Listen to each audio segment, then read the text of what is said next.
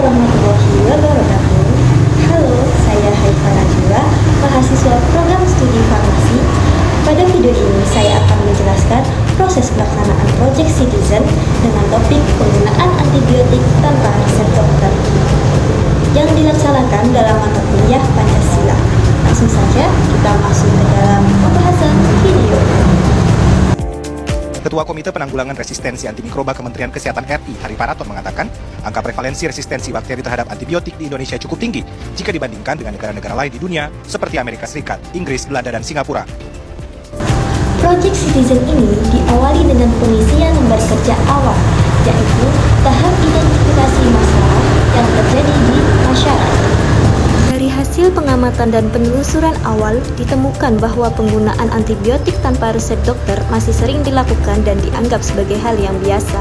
Padahal, antibiotik merupakan obat keras yang penggunaannya harus sesuai dengan indikasi dan aturan yang jelas. Setelah menentukan permasalahan, tahap selanjutnya adalah pengumpulan data dan informasi.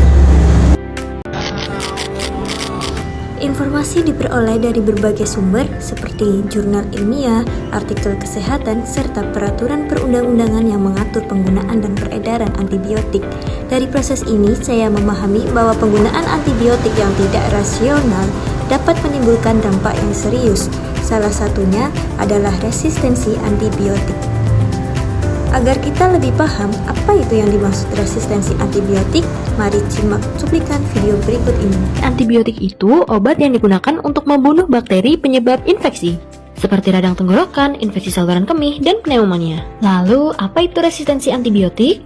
Resistensi antibiotik adalah keadaan ketika antibiotik tidak lagi efektif untuk membunuh bakteri yang menginfeksi tubuh. Penyebab utamanya adalah karena kamu minum antibiotik untuk penyakit yang disebabkan oleh virus. Contohnya, ketika kamu sakit demam, batuk, dan pilek. Bisa juga karena kamu nggak minum antibiotiknya sampai habis. Hal ini akan menyebabkan biaya pengobatan yang kamu keluarkan akan lebih mahal dengan masa penyembuhan yang lebih lama dan bahkan bisa menyebabkan kematian. Oleh karena itu, gunakan antibiotik hanya dengan resep dokter, hindari menyimpan sisa antibiotik, dan habiskan antibiotik sesuai aturan meskipun kamu sudah merasa sembuh.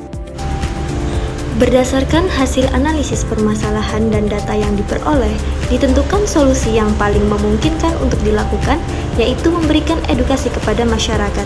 Media yang dipilih adalah poster edukasi, karena mudah dipahami, menarik secara visual, dan dapat menjangkau masyarakat secara luas. Selama proses Project Citizen ini, saya belajar untuk berpikir kritis, bertanggung jawab, serta mengaitkan permasalahan kesehatan dengan nilai-nilai Pancasila, khususnya nilai kemanusiaan, kepedulian sosial, dan tanggung jawab sebagai warga negara.